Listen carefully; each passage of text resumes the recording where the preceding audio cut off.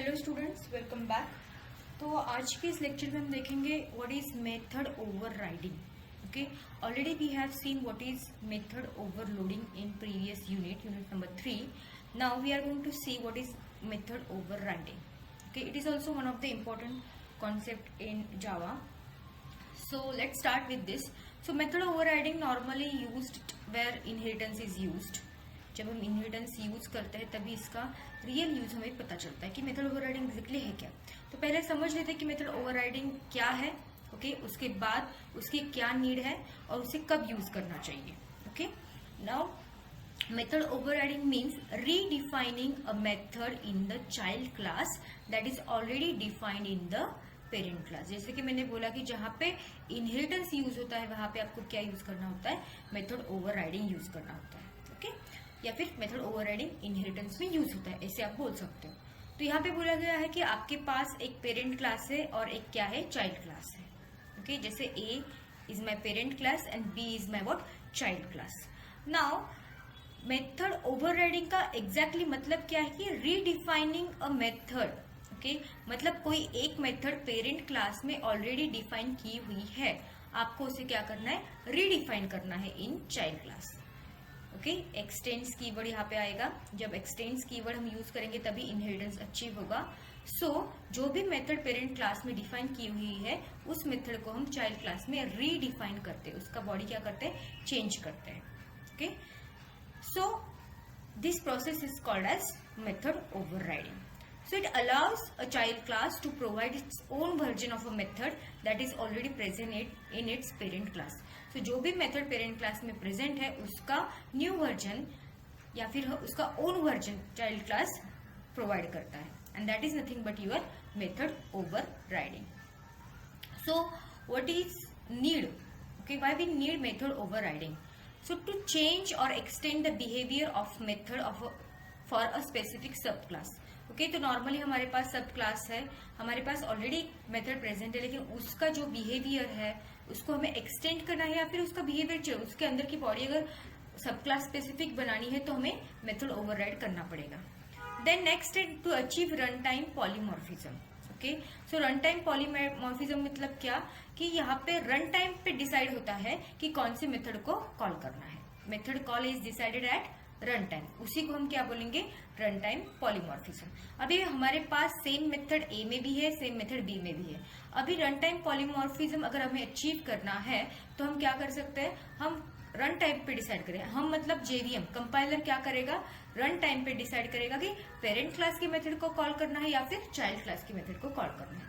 ये जो डिसीजन होगा वो कब डिसाइड होगा, एट रन टाइम डिसाइड होगा, और इसी को हम क्या बोलते हैं, रन टाइम पॉलीमॉर्फिज्म. अभी ये कैसे करना है, किसका ऑब्जेक्ट बनाना पड़ेगा, फिर पेरेंट का बनाना पड़ेगा या चाइल्ड का बनाना पड़ेगा, we will see in next example.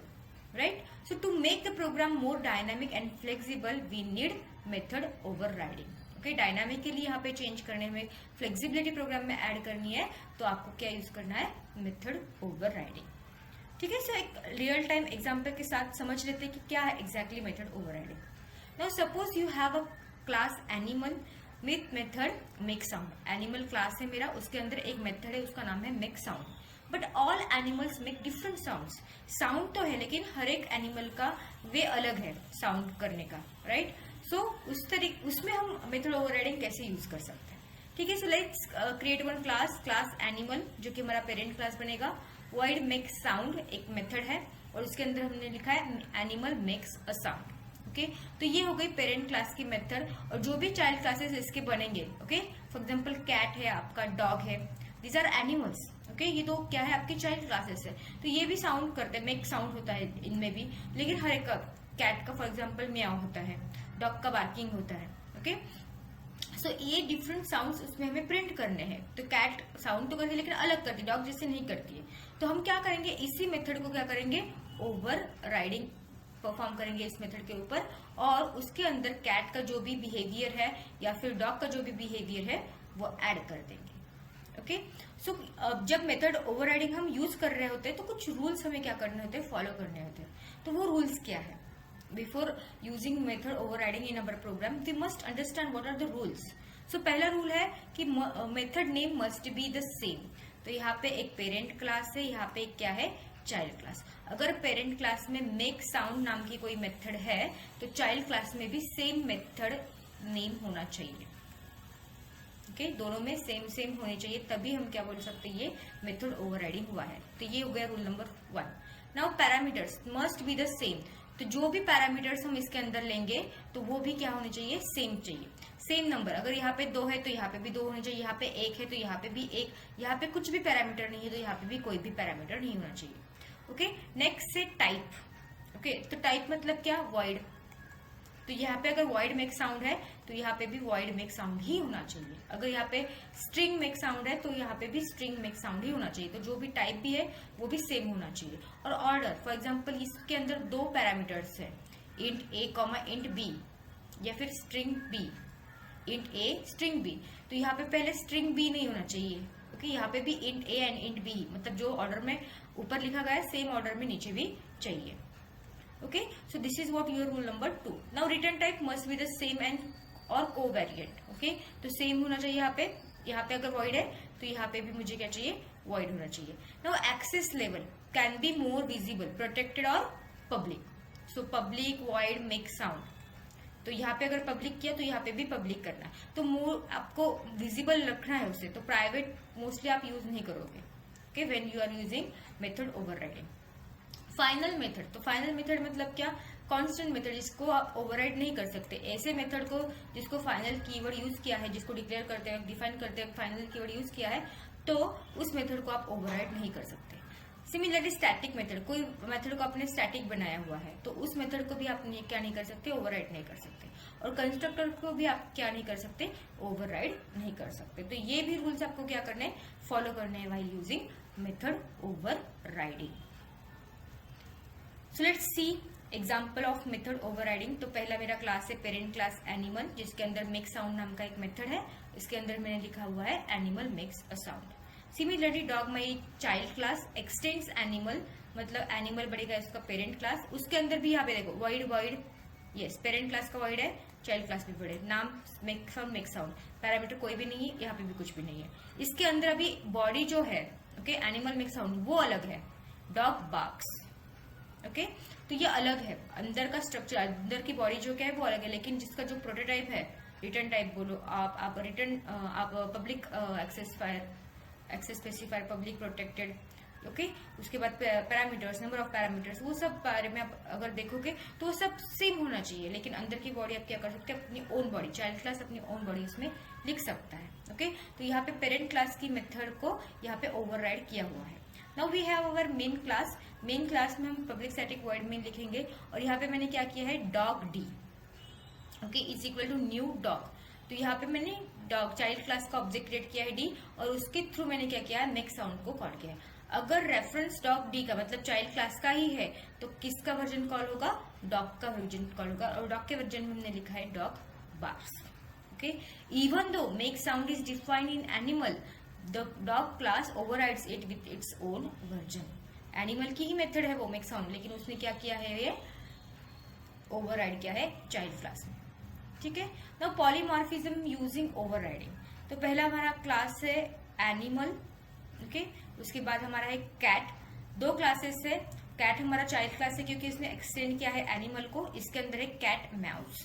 Okay, now focus, आप सेम प्रोग्राम है, बस डॉग के बदले कैट लिया हुआ है। अभी मेन मेथड में अगर आप ऑब्जर्व करोगे, मेन मेथड में मैंने क्या लिखा है, animal A, animal is my parent class and cat is my what, child class. तो यहाँ पे क्या किया है, पेरेंट का रेफरेंस दिया है और चाइल्ड का ऑब्जेक्ट क्रिएट किया है। चाइल्ड का ऑब्जेक्ट क्रिएट किया है लेकिन किसके साथ, पेरेंट के रेफरेंस के साथ। Okay, so A dot make sound, so it will call your cats version.